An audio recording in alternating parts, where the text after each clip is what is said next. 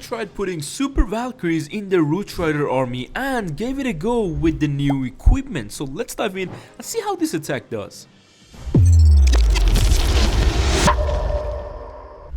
Alright, so here's the army, and if you guys want you can skip through it, but I want to give you an introduction of how things are being done. So first thing first, you're gonna notice in the Clan Castle we actually have 2 extra Root Riders.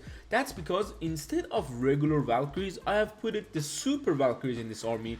So with the Warden ability, they can go further, break through the walls faster. With the Root Riders, they can get hasted up, and then you just have extra rage spells throughout the base. That's the whole idea. And for the Root Riders, obviously I wanted to have 3 with the main army and 2 they get added on. You can see on the attack stat later on we're gonna have a lot of Root Riders actually left on the back end, and due to having Super Barbarians and Super Valkyries, yes, we have regular wall breakers. Usually a lot of the times you don't actually use them unless you're just breaking through one of the layers with like the king to go in, but that's why you have like 10 of them. You can break through a wall, the maxed wall, with like 4 or 5, so it's always good. You can just spam them if you want and they will all die and open the wall anyway. So for the equipment, obviously regular equipment like the Queen and King will be on the outside. RC, we're not going to take the haste wall, we're going to take the rocket sphere so she can have nice access to the core stuff when she's in the core.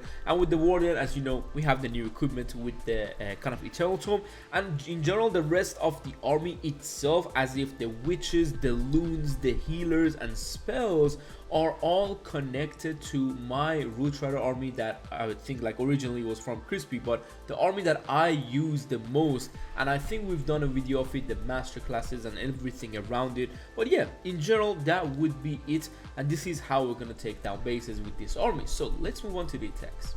So first thing first, I have this base right here for you, and it's a double rage, which I'm gonna always do a certain approach to these, and it's very simple, and you're gonna see how.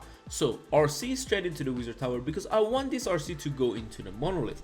You might be saying, well, how? Because these defenses will lure her away, but this is how we're gonna adjust her pathing into the Monolith. So once we actually get the Monolith, we're just gonna give her a bit more freedom to try and get a few more defenses, but I always keep my last invisibility spell. So this way we can have more, I would say, versatility in the core.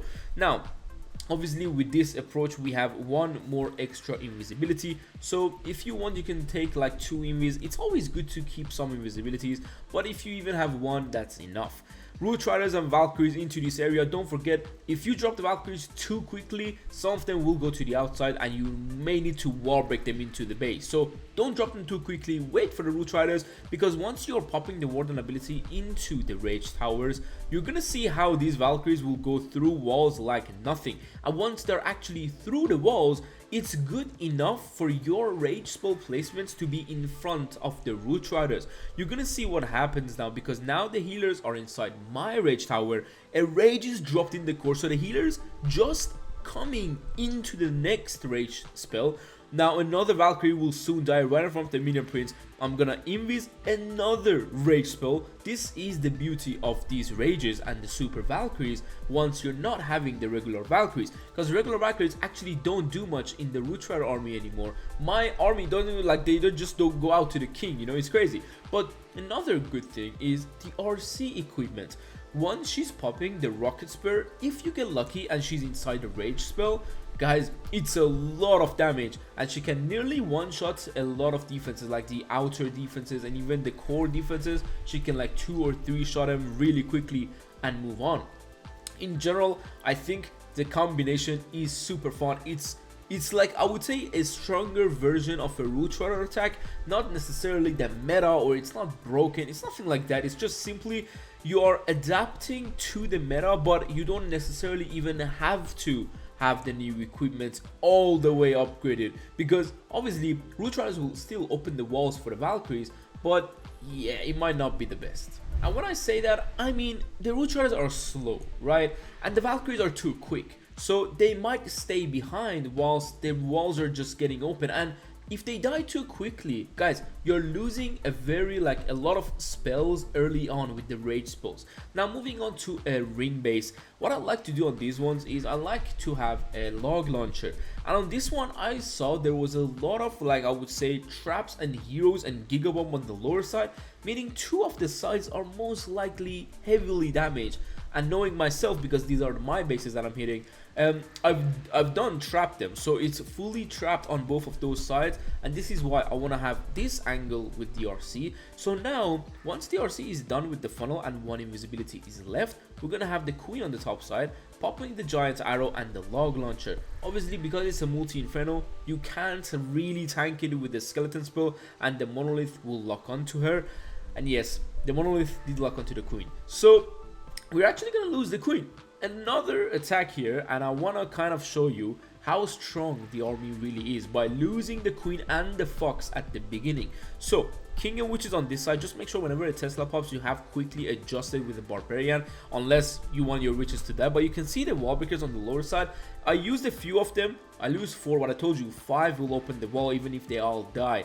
Now with the warden ability, you typically want to rage through and pop the warden. Always, these 2 combinations are great. Now this makes sure the Valkyries even go to the town hall, crush the town hall. Even with the ice golems that can stall us through the ability, we are still gonna rush through this base. And the good thing is the hook tower is dragging the Valkyries into an area where now the healers will be raged up because the previous Valkyries died. I think with a rework of the super Valkyries, this could be a very viable strategy in Legends League and Wars, because it's just extra spells you're getting and you have a narrow path. So no matter where the Valkyries die, unless they're not at the beginning, you will get some nice value and juicy value. At the same time, again, we got a lot of heroes, we got so many troops and giants. We got the root riders, which are from the kind of trope thrower, and in general I think, as I said, the army is really good. There will be soon in the future, as Ferry, the community manager, said, a rework to a few troops, and super Valkyries was mentioned, so I think it's good to have it. And right now even the super Valkyrie works really well. Next up, I want to hit a diamond base with you guys, and typically on these ones I like to go opposite side if it's not hard mode. So I have the royal champion on the lower side. Now what she does is, depending on the way you drop her, because sometimes she could go completely to the right, so try to drop her a bit to the left, because we're trying to get the scattershot compartment and we want the RC to go to the left, because the right side with the flame spinner and the multi-gear tower, we don't need it because the queen and the log launcher will be getting it for us. Now as I told you, I'm gonna keep 1 invisibility. We're not gonna use it, even though we would have gotten maybe an expo and maybe another spell tower or 1 spell tower. But now with the giant arrow, as you can see, I've managed to put this little wall here, so we can't have a proper straight giant arrow. We need to angle it, so try my best to do this. Now we have the root riders going in, warden, we got the loons and healers and Valkyries. Don't forget, if it's too early with the drop, go with the wall breakers. And now king and the witches on the complete opposite side. Due to us having a lot of damage from the king side, we're gonna use the ice golem in front of the king. Otherwise, in front of the Valkyries wouldn't really be ideal because there was no damage. Nice pathing with this log launcher. The root riders will also get added to the main army, with the queen trying to break through the walls. King ability trying to clear some of those defenses, and when you're reaching the town hall, you want to go with this overgrowth, and typically when the fire spitter starts really damaging you, so that way you can actually take the town hall and go behind the fire spitter. Rages dropping from the Valkyries, healers being inside the rage one after each other. It's crazy. Like, this is just extra rage spell. There is no difference between this rage and the regular rage unless the size. But obviously, if you narrow the path down, the size of that rage tower doesn't really matter, because the healers will be in a path. They're not separating, like for example, if you get the core. We had so many super Valkyrie armies in the past, whereas the healers don't typically go into the rage tower. But in this army, you can see how nearly every attack we have so many root riders, we got few healers, we have even the witches alive, we got barbarians and 3 heroes. It's insane. And I think the army can be really worked well, and the super Valkyries are something like, they're not gonna help you maybe every single one of the attacks with the rages, but they will definitely adjust certain things that you can crush the base quicker. Now I showed you a ring base, we showed you other ring style with the double rage, and we showed you a diamond base, and this one is going to be a box base. What I again like to do on these ones is to get the compartment that is opposite side of the town hall, even if we need to use 2 invisibilities to redirect the RC. Yes, I know it sounds crazy, but guys, trust me, that small value is where the base gets cut into the half, so you can start into either side of wherever you got. Obviously, when I have the RC walk and she gets extra defenses on the right side, I'm gonna start my attack on the left, especially when she grabbed a fire spitter. So now we are gonna go behind the other fire spitter, simple as that. We got more time to deploy our troops and pop the warden ability, and you can see how wallbreakers, king and witches can easily grab the left. We got everything going down the middle, of course, kind of delaying the RC slightly so she doesn't go too further away from the army. And now king is getting cooked, so we're gonna pop his ability, try to funnel even a bit more. And it's good because you might think the king actually dies, but guys, the king actually stays alive till the entire attack. That's the beauty of it. Popping this warden ability, crushing through these walls with the VALKS and Yetis and like kind of ice golems, queen, everything is speed up through the base. That's the crazy part. Now on this attack, as you can see, the Valkyries are dying way too late, and when they die out, it's nearly at the edge of the base. So sometimes, as I told you, it can happen. But the Super Valkyries are definitely more and more, I would say, viable than just regular Valkyries. Why have regular Valkyries when you can have the same army, just with the root riders a bit less, but you have it on the, obviously troop thrower, and the Valkyrie just gives you extra spells. Sometimes you might actually get healed really quickly and you might win in an end game, like the kind of back end of the base.